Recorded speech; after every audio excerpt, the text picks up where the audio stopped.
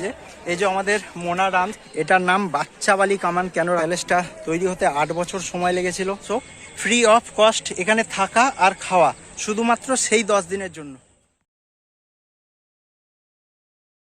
Hello বন্ধুরা, good morning. আজ 13ই December বুধবার। আমি সকাল সকাল বেরিয়ে পড়েছি মুর্শিদাবাদের হাজারদুয়ারি এক্সপ্লোর করার জন্য। আর এখন সময় হচ্ছে 8:07। আমি বর্ধমান থেকে অনেক আগেই বেরিয়ে পড়েছি। বর্ধমান থেকে হাজারদুয়ারির ডিস্টেন্স গুগল যেটা বলছে 135 কিলোমিটার, সময় লাগবে 4 ঘন্টা। তো যাই হোক, এখন আমি আপাতত নরজা মোড় নামে একটা জায়গায় রয়েছি বর্ধমানের মধ্যেই। তো এখান থেকে সোজা যাব হাজারদুয়ারি, আর গোটা হাজারদুয়ারিটা আজকে তোমাদেরকে ঘুরে দেখাবো। সেখানকার ইতিহাস, থাকা খাওয়া সমস্ত কি ব্যবস্থা আছে সেই সমস্ত নিয়ে আমার আবার একটা নতুন ভিডিও। সবাইকে জানাই স্বাগত। আর আমার চ্যানেলে যদি নতুন হও, চ্যানেলটাকে প্লিজ সাবস্ক্রাইব করে দিও। আর ভিডিওটা ভালো লাগলে লাইক এবং কমেন্ট করে তোমাদের মতামত জানিও। তো নরজা মোড়ে একটু চা খাওয়ার জন্য দাঁড়িয়েছিলাম। এখনো আমাকে 110-20 কিলোমিটার পথ অতিক্রম করতে হবে। নরজা মোড় থেকে সোজা যেই রাস্তাটা চলে যাচ্ছে এটা কাটুয়া, আর বাদিকে গেলে ফুটিসাঁকো। কাটুয়া ভায়া সালার হয়ে আমরা বহরমপুর যাব। তো যেখানে চা খেয়েছিলাম ওখান থেকেই দেখিয়েছিলাম আমি ব্রেকফাস্টের জন্য পরোটা নিয়ে নিয়েছিলাম মুর্শিদাবাদ জেলার ভরতপুর নামক একটি জায়গায়। আর আমি ব্রেকফাস্টের জন্য রোডেরই পাশে এই জায়গাটাই বেছে নিয়েছিলাম। আমার উপরে দেখতে পাচ্ছি এক বিরাট বড় বট বৃক্ষ, আর পিছনের দৃশ্যটা শুধু একবার দেখো। গ্রামে ওই দূরে বেশ কিছু আখের চাষ এখানে দেখা যাচ্ছে। 60 থেকে 70 কিলোমিটার রাস্তা এখনো আমার বাকি রয়েছে হাজারদুয়ারির জন্য। তো চলো আগের দিকে যাওয়া যাক, হাজারদুয়ারিতে গিয়ে আবার কথা হচ্ছে।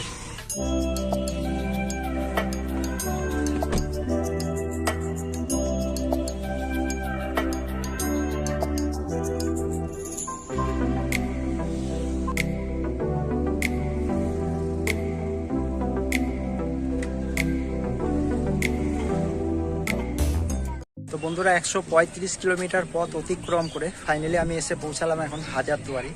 আমার এই পিছনে যেটা আছে এটা লাগেজ ফাগেজ যদি অনেক নিয়ে আসো রাখার জন্য জায়গা আছে। আর এই পাশে আছে টিকিট কাউন্টার, আর এই পাশে আছে প্যালেস। তো সবার প্রথমে যেটা করতে হবে, আমাদেরকে টিকিট কাটতে হবে। মানে এখানে সহজে কিভাবে আসা যায় তো সেই ব্যাপারে আমি বলবো। যদি কলকাতা থেকে কেউ ট্রেনে আসতে চাও, এখানকার নিয়ারেস্ট স্টেশন হচ্ছে মুর্শিদাবাদ। আর মুর্শিদাবাদ থেকে টোটোর এই হাজারদুয়ারি গেট পর্যন্ত 10 টাকা ভাড়া নেবে। বাকি প্রাইভেট গাড়ি নিয়েও আসতে পারো বা বাসেও তোমরা আসতে পারো ভায়া বহরমপুর হয়ে। তো এখন টিকিটটা আমাকে কাটতে হবে। টিকিট কেটে আমি প্যালেসের ভিতরের দিকে যাব। এই 25 টাকার টিকিটের বিনিময়ে আমি এখানে ঢুকলাম।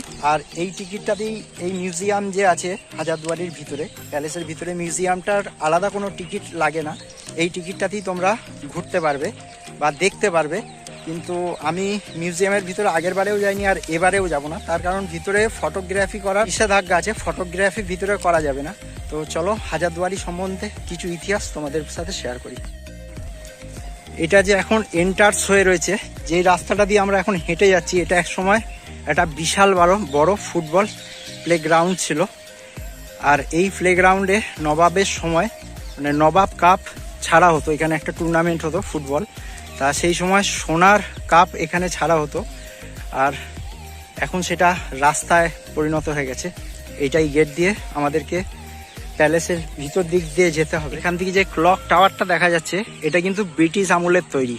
আর এখানে যে ক্লকটা ছিল মানে যে ঘড়িটা ছিল, সেই ঘড়ির মেশিনপত্রও, এমনকি ঘড়ির যে দুটো কাঁটা ছিল সেই কাঁটা দুটোও সোনার ছিল। তা ব্রিটিশরা এখান থেকে যাওয়ার আগে সেই সব জিনিসপত্র নিয়ে চলে গেছে। এখন ঘড়ি পুরো বন্ধ। আর পিছনে যেটা দেখতে পাচ্ছি এটা হচ্ছে ইমামবাড়া। এটা সম্বন্ধে আমি একটু পরে আসছি। তো আমাদের ক্লক টাওয়ার যে আছে এখানে বসানোর একটাই উদ্দেশ্য ছিল, তখনকার দিনে সবার হাতে ঘড়ি ছিল না। আর এই ক্লক টাওয়ারটা জনসাধারণের সুবিধার জন্য বানানো হয়েছিল। আর একটা কারণ ছিল, এই প্যালেসেই ছিল দরবার, মানে এটা একটা কোর্ট ছিল। তো এই ঘড়ির কাঁটা দেখে কাজ করো, এই ঘড়ির কাঁটা দেখে কাজ ছাড়ো। আর এখানে একটা মসজিদ আছে, সেই মসজিদের আজান দিত এই ঘড়ি দেখে। আর আমার পিছনেই দেখতে পাচ্ছ এটা একটা প্যালেস। নবাবদের সঙ্গে এই প্যালেসের কোনো সম্পর্ক নেই। এই প্যালেসটা সম্পূর্ণই ব্রিটিশ আমলে তৈরি। আর এই প্যালেসটার কাজ যখন শুরু হয়েছিল সালটা ছিল 1829, আর কাজ সম্পূর্ণ হয়েছিল 1837 সালে। মোট 8 বছর লেগেছিল এই প্যালেসটা তৈরি হতে। আর এই প্যালেসটা যখন কমপ্লিট হয়, এই প্যালেসটা পুরোটা 12 বিঘা জমির ওপর আছে। আর এই প্যালেসটা তৈরি করতে সেই সময় যে খরচটা হয়েছিল, সেই খরচটা ছিল 16,500 স্বর্ণ মুদ্রা। সেটা হয়তো এখন টাকার সঙ্গে হিসাব আমরা কেউই করতে পারবো না। আর এই প্যালেসটা যে দাঁড়িয়ে আছে, এর যে পিলারগুলো তোমরা দেখতে পাচ্ছ, এই পিলারগুলো 52টা পিলারের ওপর এই গোটা বিল্ডিংটা দাঁড়িয়ে আছে। 52টা পিলার আছে। এটা উচ্চতায় আছে 80 ফুট। আর এটা 3টে ফ্লোরে আছে, 3টি ফ্লোর ছিল। নিচতলায় রেভিনিউ স্ট্যাম্পের অফিস ছিল, আর ফার্স্ট ফ্লোর যেটা ছিল সেটা কোর্ট, আর একদম ওপরে যেটা ছিল সেটাতে ব্রিটিশরা তখন বসবাস করতো বা থাকতো, যারা গেস্ট আসতো। আর এটা যখন ব্রিটিশ আমলে তৈরি ছিল, তৈরি হওয়ার পরে এটার রং ছিল কিন্তু লাল। পরে যখন সেন্ট্রাল গভর্নমেন্টের আন্ডারে এটা চলে যায় তখন ওরা হলুদ রং করে। আর এই প্যালেসের দুপাশে দুটো কামান রাখা আছে। নবাব যখন এখানে আসতো তখন এই কামান ফায়ার করে, আনসেলুট যেটাকে বলে, এই কামান ফায়ার করতো। এটা আকাশের দিকে মুখ থাকতো, তো তাদের সম্বর্ধনা দেওয়া হতো এই গান ফায়ার করে। আরও একটা কথা বলে রাখি, এখানে যে সিঁড়ির স্টেপগুলো রয়েছে, এখানে মোট 37টা স্টেপ ছিল। একটা এখানে এই যে এটা আছে, এটা কিন্তু রাস্তার সঙ্গে মিশে গেছে, যার জন্য এখন যদি কেউ গোনে এটা 36টা স্টেপ পাবে, কিন্তু এটা অরিজিনালি 37টা স্টেপ ছিল।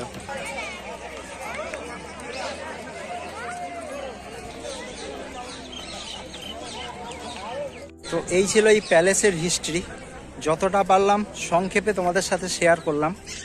আর সবই তো বললাম, এই প্যালেসটা তৈরি হতে 8 বছর সময় লেগেছিল।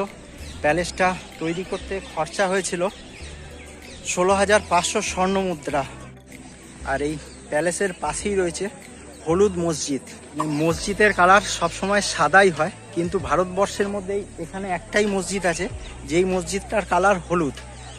আর এই ঠিক প্যালেস, আর প্যালেসের এই পাশেই রয়েছে হলুদ মসজিদ। তা হলুদ মসজিদ এটার কেন করা হলো, এটা নবাবের কোন এক নবাব, তার তখন 17-18 বছর বয়স, তো সেই নবাব তার দাদুর সঙ্গে এখানে বেড়াতে আসতো। আর তখন এটা কনস্ট্রাকশনের কাজ হচ্ছিল বা রং হচ্ছিল। তা সেই সময়কার যে নবাব, তার নাতি বলেছিল, দাদু এটার কালার হলুদ করলে দেখতে ভালো লাগবে, বা আমার পছন্দের কালারও হলুদ। তা সেই হিসেবে দাদু তখন এটা মসজিদের কালার করে হলুদ। তাই এই প্যালেসটা সবাই হাজারদুয়ারি নামে চেনে, কিন্তু এই প্যালেসটার অরিজিনাল নাম হচ্ছে বড়াকুঠি। এই প্যালেসটাতে 900টা অরিজিনাল দরজা রয়েছে আর 100টা ফলস। এই এতগুলো দরজা জানলার জন্য এটার নাম, মানে লোকের মুখে মুখে ছড়িয়ে গেছে এটা হাজারদুয়ারি, কিন্তু এটার আসল নাম ছিল বড়াকুঠি। আর এই মুর্শিদাবাদ জেলার লালবাগে হাজারদুয়ারিতে প্রতি মাসে অনুমানিক 30,000 পর্যটক বেড়াতে আসেন সারা বছরই। প্যালেসের ঠিক উল্টো দিকেই রয়েছে মক্কা মসজিদ। এই যে মসজিদটা তোমরা দেখছো, এটারও অনেক কাহিনী আছে। এটা নবাব নিজে মক্কা থেকে মাটি এনে এইখানে এই মসজিদটা তৈরি করেছিল। তখনকার দিনে যে সমস্ত মানুষরা আর্থিকভাবে একটু কমজোর ছিল, যারা মক্কা যেতে পারতো না, তারা এখানে ধূপধুনো দেখাতো বা তারা এখানে প্রার্থনা করত। আর এই হচ্ছে সেই বিখ্যাত কামান। এই কামানটার নাম তোমরা আগেও শুনেছো, বাচ্চাবলী কামান। আর এই কামানটা এই পাশেই ভাগীরথী গঙ্গা নদে নবাব পেয়েছিল। এই কামানটার ওজন হচ্ছে 6 টন, মানে 6,000 কেজি ওজন এটার।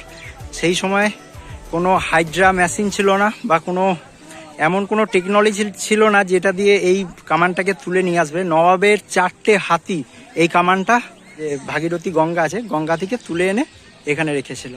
এটার নাম বাচ্চাবালি কামান কেন রাখা হয়েছে, এটা পাওয়ার পর একবারই ফায়ার করা হয়েছিল। আর যখন এটা ফায়ার করা হয়েছিল, এর এতটাই তীব্র আওয়াজ যে এই এলাকা থেকে 5-7 কিলোমিটারের মধ্যে যত এখানকার মহিলা ছিল, তাদের বাচ্চাগুলো নাকি নষ্ট হয়ে গেছিল, যার জন্য এটাকে বাচ্চাবলী কামান তখন ঘোষণা করেছিল। আর সেই সময় এটাকে সিল করে দেওয়া হয়েছিল, পরে আর এটাকে খোলা যায়নি।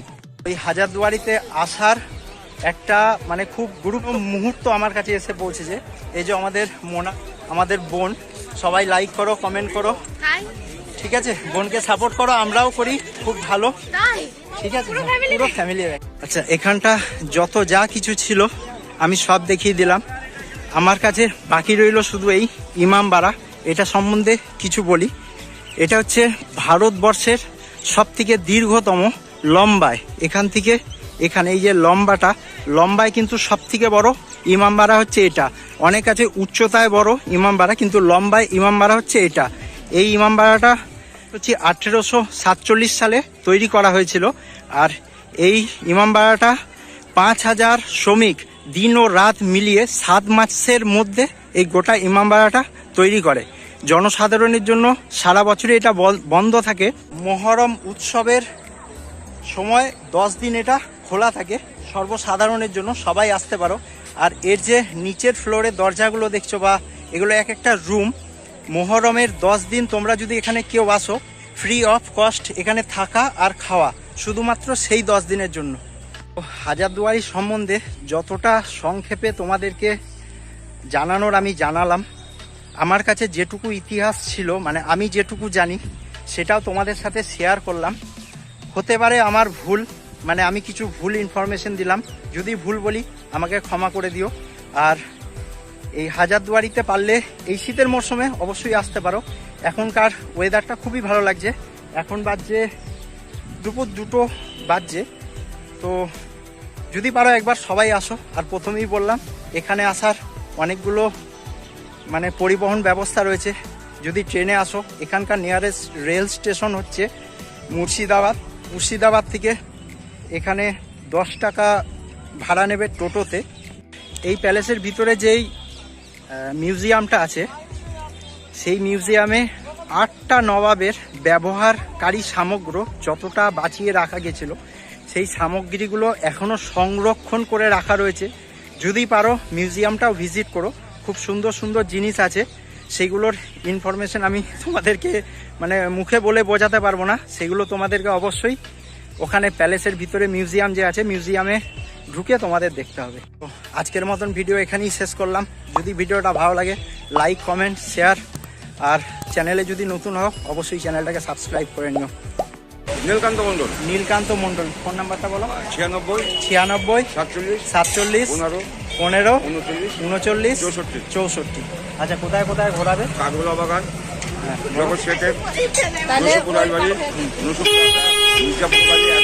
জীবন্ত কবর। আচ্ছা, কত টাকা নাও?